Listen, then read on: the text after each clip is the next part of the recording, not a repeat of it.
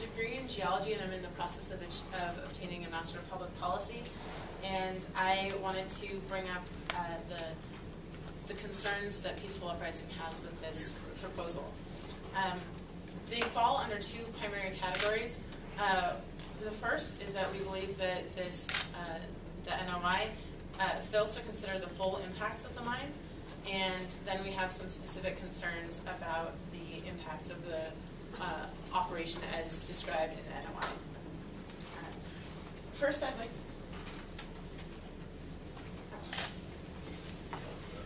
Sorry about that. Would folks like me to stand up? Yes. I will.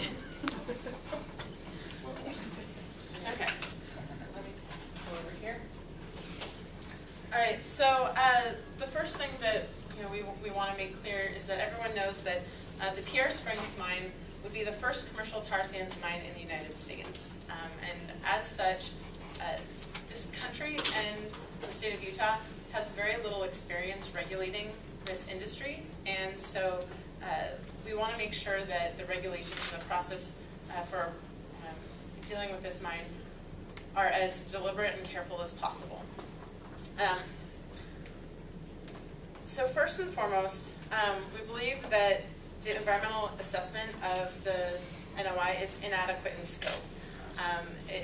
While Earth Energy Resources, and I will also use the abbreviation EER, is planning to extract the crude bitumen from the tar sands mine, that is not the extent of the impact. The impact also goes to the refineries that the bitumen is sent to, which will introduce toxic contaminants like lead, nickel, arsenic, mercury, benzene, and cyanide.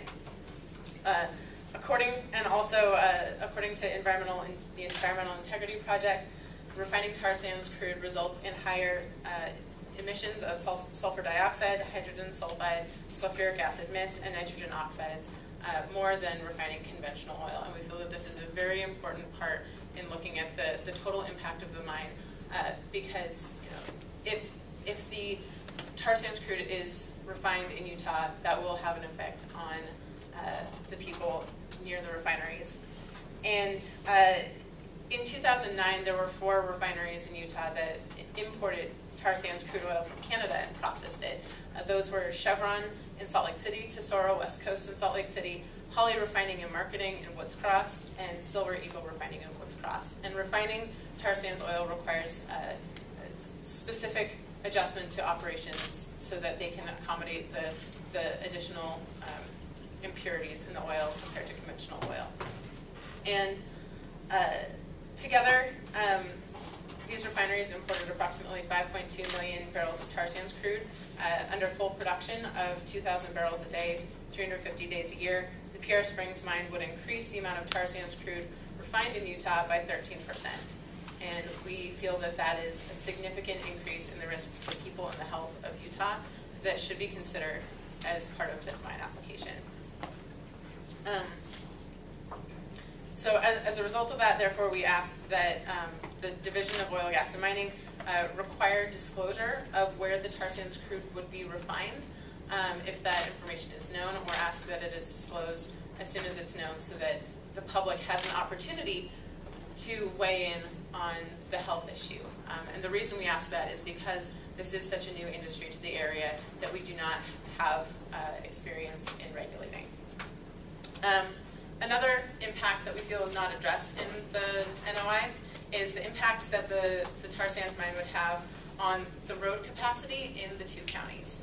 Most of the roads leading up to the mine are dirt and gravel roads, many of which are frankly impassable in the wintertime or after heavy rains.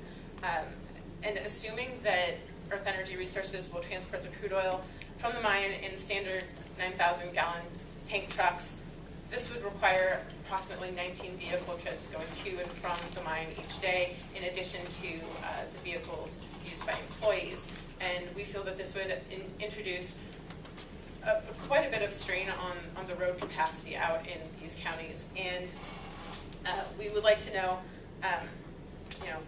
whether or not the taxpayers of those counties will be the ones paying for the maintenance of the roads, which otherwise, without the mine, would see much lower traffic.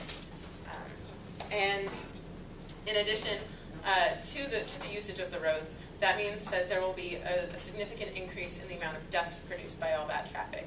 And while the NOI touches on dust suppression at the actual mine site, the dust created by traffic to and from the site, there's no plan to deal with it, no plan to spray water or upgrade the roads, and that is just as significant as the dust produced by mining operations.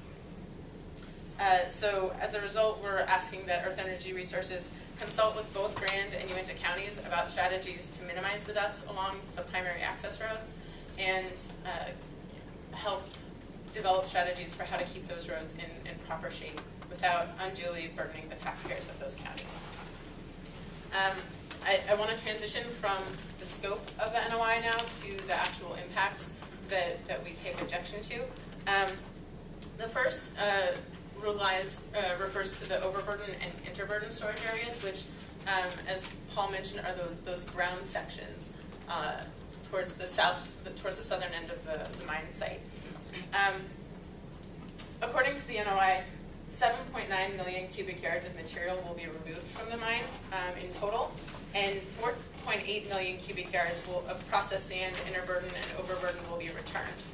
That means that the remainder material, 4.9 million cubic yards, will be deposited in these. On the front, it's like a turtle.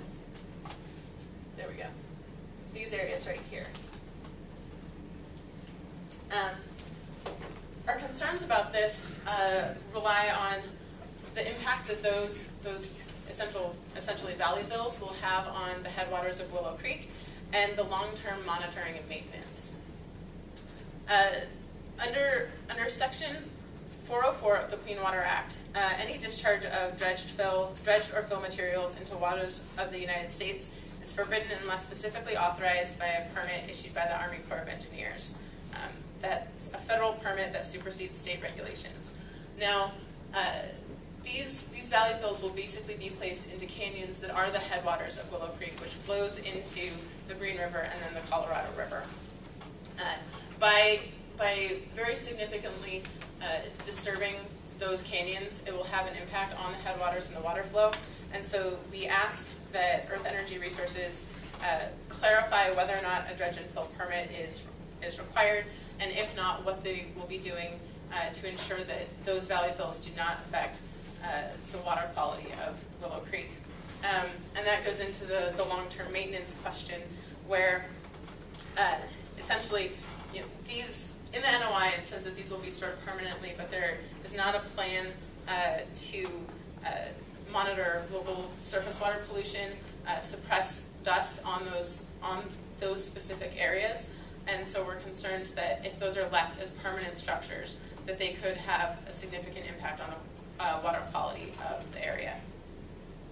And then the last issue that I would like to touch on is the question of water collection and quality. According to the application, precipitation that accumulates in the bottom of the mine in collection sumps will be removed from the pit along with the solid materials and processed along with the bitumen-bearing sands. As needed, it will also be pumped from the mine and used for dust suppression on mine and plant roads. This is water that will be at the bottom of the mine and exposed to the tar, like the raw ore of the tar sands. We're concerned about the potential for surface water contamination, and that if this water is used to suppress dust without first testing and treatment, we're concerned that it would present a risk to surface water contamination. And I would like to say that we have significant concerns about the company's track record in this area. The pilot mine that was dug, this black area right here, the initial mine, from what we can tell, it has been left unlined, unmonitored, and untreated, and available for wildlife and livestock to consume. Pictures from SUA and from Living Rivers from both this summer and last summer indicated that there were several feet of water in the pit, and we're concerned that hydrocarbons, heavy metals, and volatile organic compounds might have leached into the water in the bottom of that pit. I have serious doubts that if this is the level of care that the company shows for our water and land and wildlife, how can we expect them to meet their claim of zero discharge and no impact to surface water? It appears that there already is an impact there because they've been left unmonitored.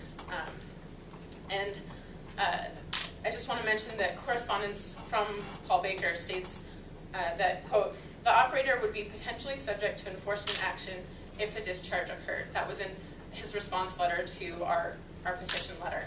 And one of the things that we'd like to know is what types of enforcement action would be taken, what level of discharge would require enforcement action, and whether enforcement action will be investigated with regards to the water collected at the private mine. And then the final comment that I would like to make is that we would just like clarity on the process for public involvement and notification for all amendments to the NOI.